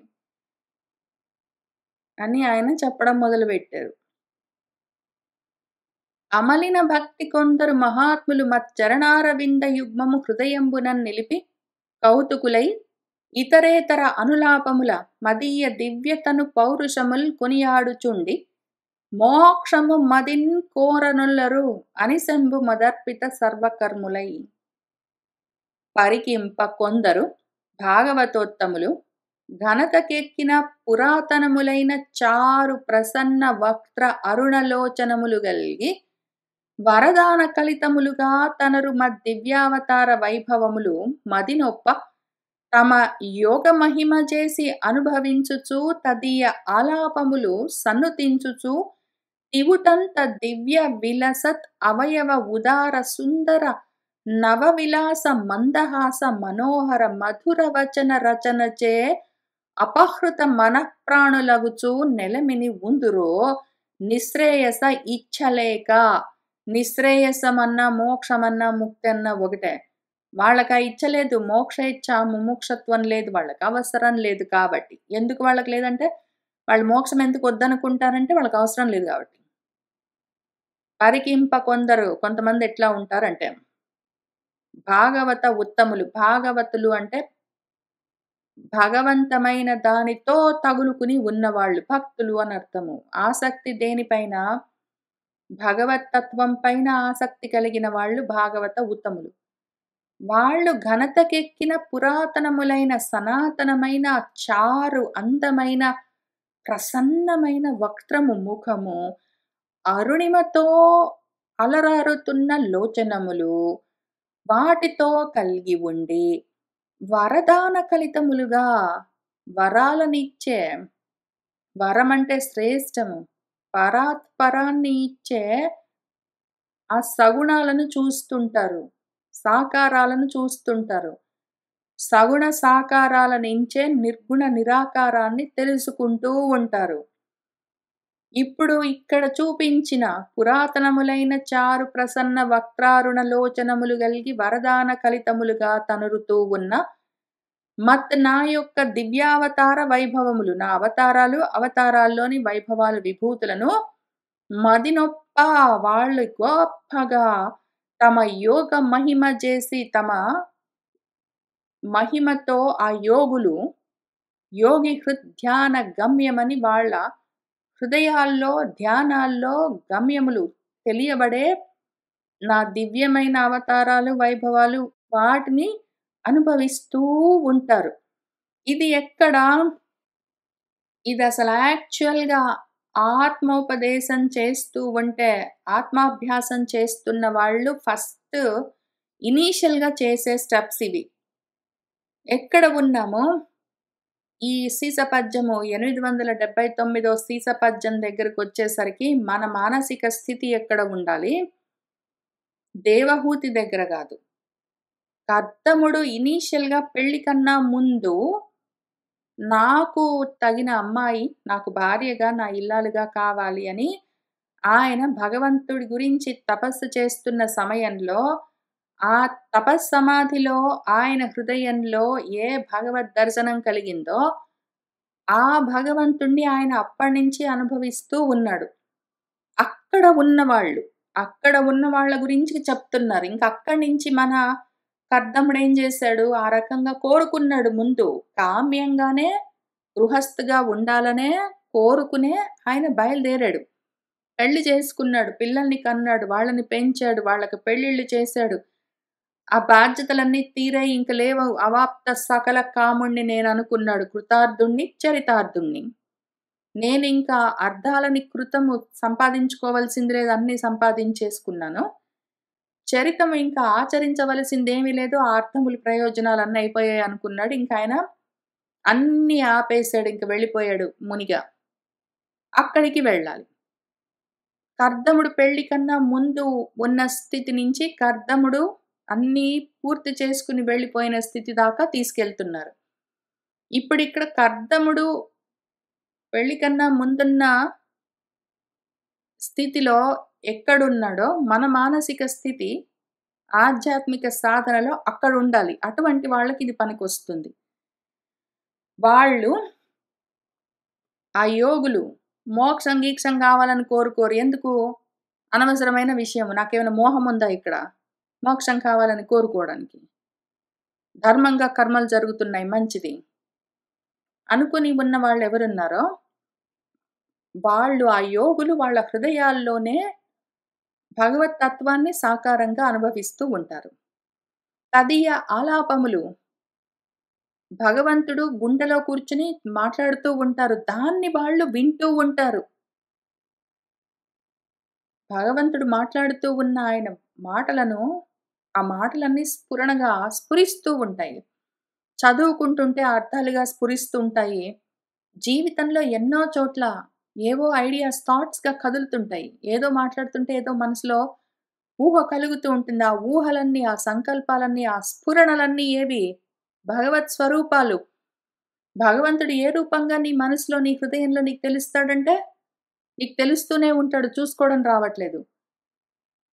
ఇంతకు నిన్నటి వరకు ఆలోచించానండి. పొద్దున వరకు గూడా ఆలోచించాను. ఎందుకో సడెన్‌గా నాకొక ఐడియా వచ్చింది అని అన్నప్పుడల్లా, ఆ సడెన్‌గా వచ్చే ఐడియా అంతా భగవత్ స్వరూపమే. ఆ స్ఫురణే. బుద్ధిలో కలిగే స్ఫురణే భగవత్ స్వరూపము. సాకార రూపమది. వాటిని చూస్తూ ఉంటారు. ఆ విధంగా భగవంతుడు మాట్లాడుతూ ఉంటే వింటూ ఉంటారు. సన్నుతిస్తూ ఉంటారు. పైగా భగవంతుడితో వీళ్ళు తిరిగి మాట్లాడుతుంటారు. మనసులోనే ఇదంతా డైలాగ్ నడుస్తుంటుంది. అది జరుగుతుంది. కర్దముడు ఒకవేళ పెళ్లి కన్నా ముందున్న స్థితిలో ఎవరెవరు మానసిక స్థితిలో అక్కడున్నారో వాళ్ళందరికీ ఈ అనుభవం తెలుస్తూనే ఉంటుంది. మోహాల్లో ఉన్న వాళ్ళకి ఇది తెలియదు. మోహం గురించి పట్టించుకోకుండా ఉన్న వాళ్ళకి ఇది తెలుస్తుంటుంది. వాళ్ళు ఇంక పూనికతో శ్రద్ధగా ఆ హృదయాల్లో వాళ్ళు చూసుకుంటున్న దివ్యమైన విలాసాలు, విలాసమైన అవయవాలు, ఆ అవయవాల యొక్క ఉదారమైన, సుందరమైన ఆకారాలు, అందులోని నవ విలాసాలు, మందహాసాలు, మనోహరమైన, మధురమైన వచనాలు, అవి రచిస్తూ ఉన్న వాక్కులు, వాటన్నిటితో వీళ్ళ మనసులు, వీళ్ళ ప్రాణాలు అపహరించబడుతూ ఉంటాయి. భగవంతుడు నిజంగా మన మనసులని దొంగిలిస్తారు. భగవంతుడు నిజంగా ఒకవేళ మనసులో చూసుకోగలిగితే మనతో మాట్లాడుతూ ఉంటాడు. మన మనసులని దోచుకుంటాడు. ఎంత ముద్దుగా ఉంటాడో, ఎంత చక్కటి మాటలు చెప్తాడో, ఎంత శాంతిగా దయతో మార్గాన్ని చూపిస్తాడు. కోరుకుంటే చదువు చెప్తూ ఉంటాడు. నిజంగా మన మనసుల్ని దోచుకుంటారాయన. మనసులు దొంగిలిస్తారు. ఆ రకంగా వాళ్ళు మన ప్రాణాలన్నిటిని పోగొట్టుకుని భగవంతుడు దొంగిలిస్తే ఇంకా ఆయన చుట్టూనే వాళ్ళ లోపలే వాళ్ళు తిరుగుతూ ఉంటారు. ఎలమిని ఎంత సంతోషంగా అక్కడే ఉంటూ ఉంటారు వాళ్ళు. ఇంక వాళ్ళకు నిశ్రేయసం ఎందుకు? మోక్షం ఎందుకు? అయ్యో గోల. యాల ఇదంతా. బంధం ఉంటే గదా మోక్షము. అసలు శ్రేయస్సు లేకపోతే గదా దీన్ని మించిన శ్రేయస్సు గావాలి అని ఎదురు చూసుకుంటూ కూర్చోవడము.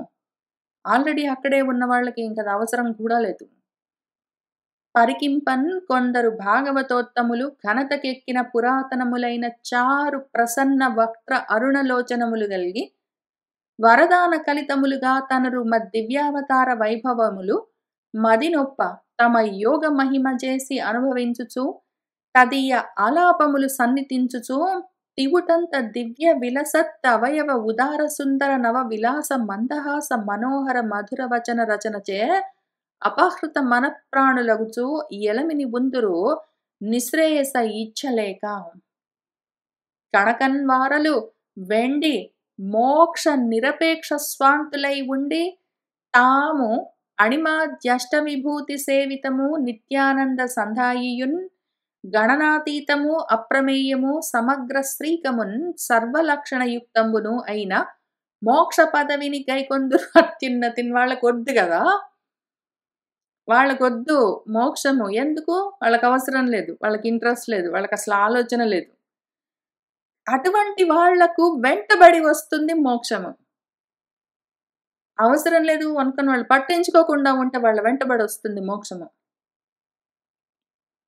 కణకన్ పూనికతో వాళ్ళు వెండి ఇంక ఎప్పుడు మోక్ష నిరపేక్ష స్వాంతులై మోక్ష అపేక్ష లేకుండా ఉన్నవాళ్లే ముముక్షువులు కారు వీళ్ళు. ముముక్షుత్వం దాటిన వాళ్ళు.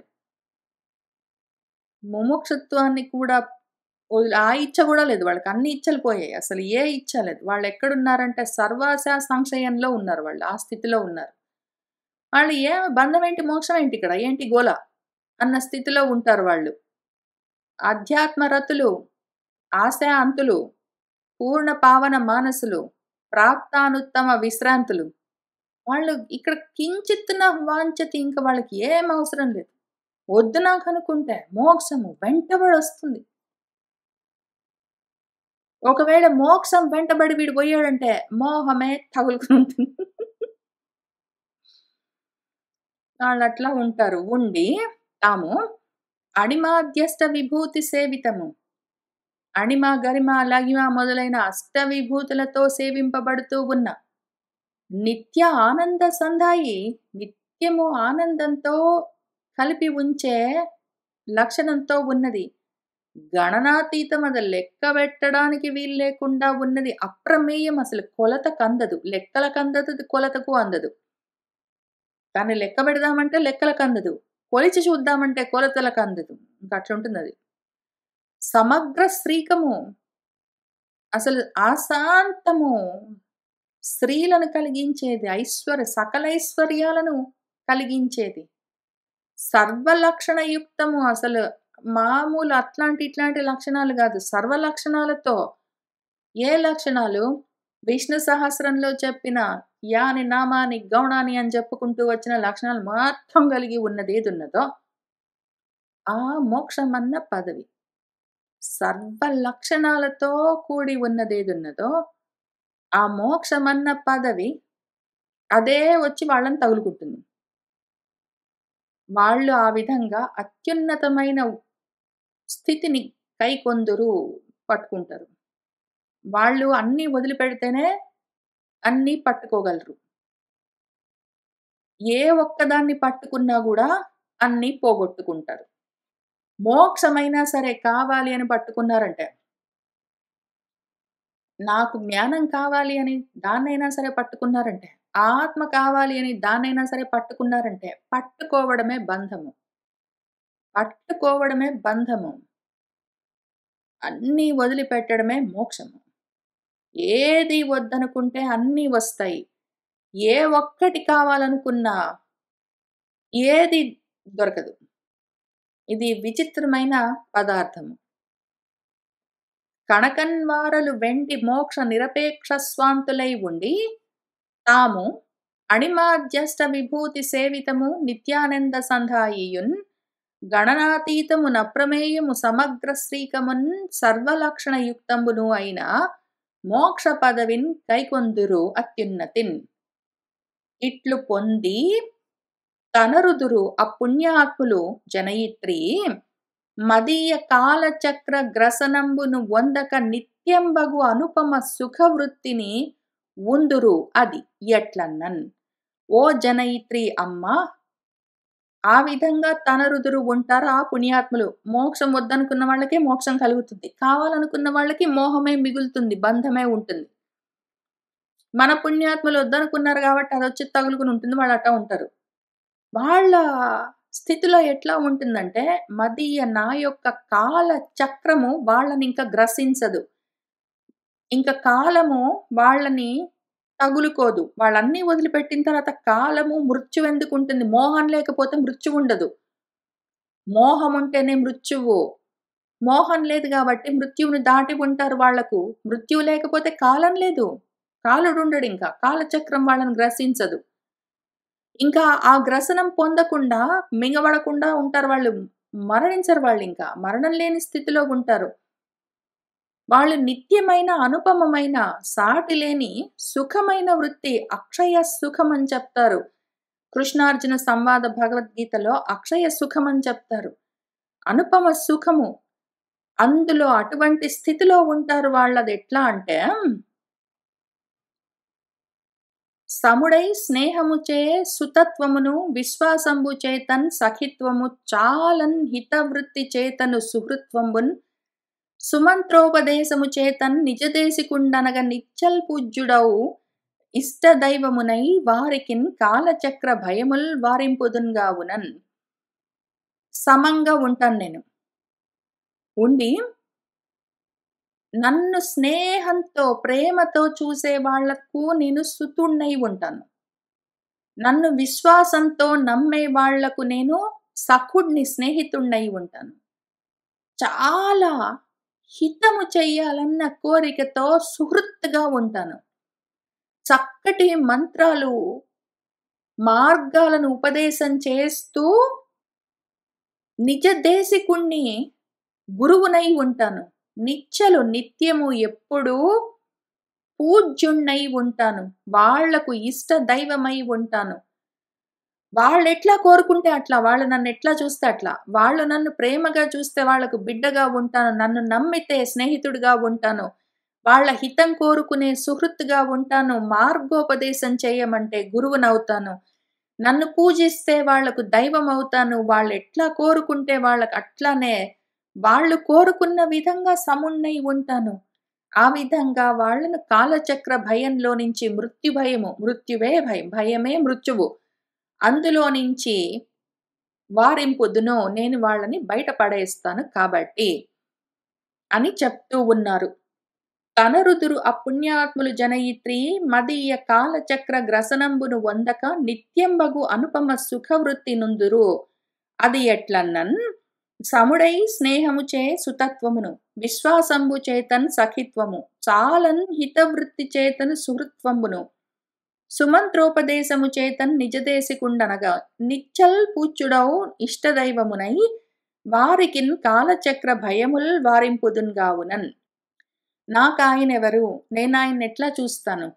మనం ఎట్లా చూస్తే ఆయన మనకు అట్లా ఉంటానని చెప్తున్నారు. నేనాయన్ని ఎట్లా చూస్తాను? నాకాయన ఎట్లా ఉంటాడంటే, నేను ఆయనకి మంత్రోపదేశం చేయమని అడుగుతాను. నాకు చదువు చెప్పమని అడుగుతాను. అందుకని ఆయన నాకు నిజదేశికులై ఉంటారు. గురువుగారు అయి ఉంటారు. భగవంతుడు నా గుండెలోనే ఉంటారు. మార్గోపదేశం చేస్తూ ఉంటారు అని ఇట్లు తెలుపుతూ ఇంకా ఆయన ఏం చెప్తూ ఉన్నారో తర్వాత పద్యాల్లో మనం చూసుకుంటూ వెళ్దాం. ఇవాళకి ఇక్కడికి ఆపుతున్నాను. సర్వం శ్రీకృష్ణ పరబ్రహ్మ పాదారవిందార్పణమస్తు.